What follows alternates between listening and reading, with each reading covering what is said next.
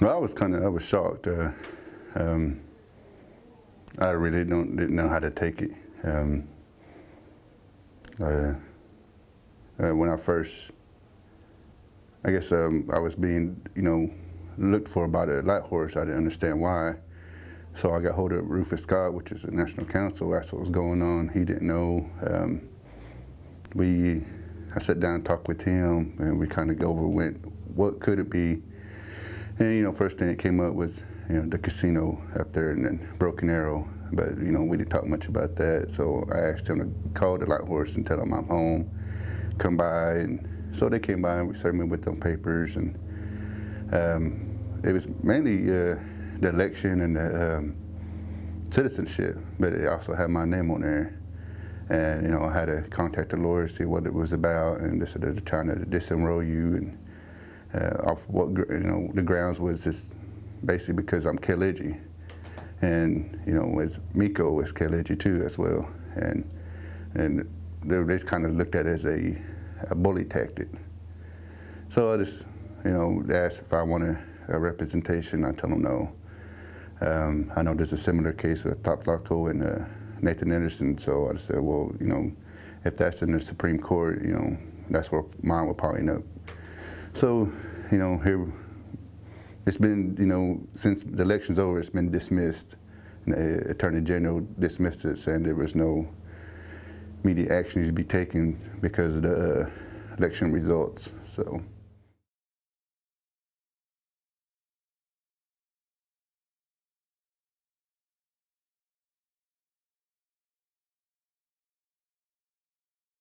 I think in the part it was, I lost a lot of time. I was one word, I know the election was you have to get out and campaign, but my focus was on the court. So I didn't get to attend hardly any forums except for one, and I didn't get to go out. I don't ask for sponsors or anything. I was doing the signs off my own funds, and I just didn't want to, in case that could affect a lot of them, that I didn't feel like I should be spending my my time and my money on campaigning versus the court.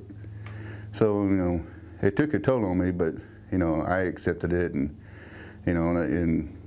we had a national council meeting with the Attorney General and Floyd, and I know they was trying to pass a law to change where I would be taken out from that law, but National Council, they postponed it, and I guess they were just trying to find any way for me to, step away from that election.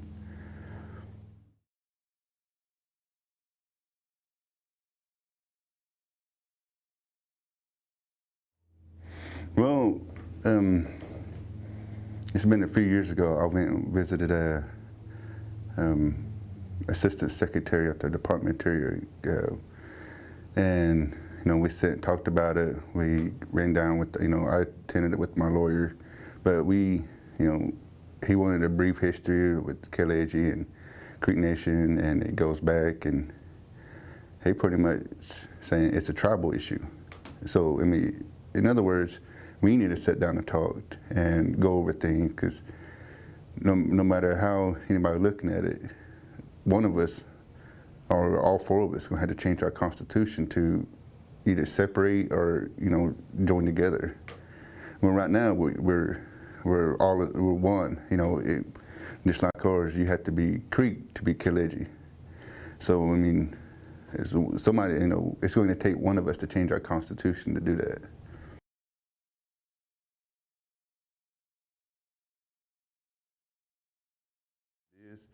I know it was brought up years ago.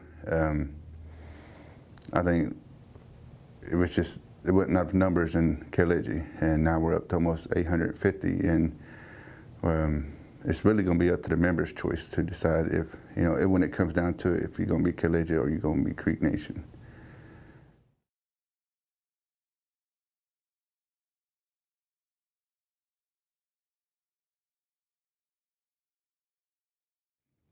Since I'm no longer running, so I've always been focused on Kialegee. It's just, we tried economic development before, and it just, it doesn't happen. We don't have the resources, and along with Creek Nation, I think long as I'm going to be stuck with Creek Nation politics, because no matter what, if whatever affects Creek Nation with them people, it affects us also. So I mean, I always try to sit down and talk to some councils, and I always try to sit down and talk to some chiefs to go over some issue, because basically right now their people is my people too. So I have to look at what's best for them. So I mean, until my term is done with Miko or I'm done with politics, I just keep going as I'm going.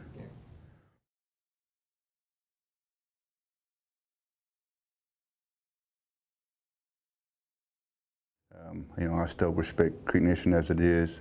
I think it could have been a better way to handle it, versus going to court and having a big scene and, news media, even outside from here to cover it. And it just, even I told Tulsa, well, you're just looking at it as Muscogee versus Muscogee. That's it. I mean, you're willing to do that, but, other stories you don't want to cover.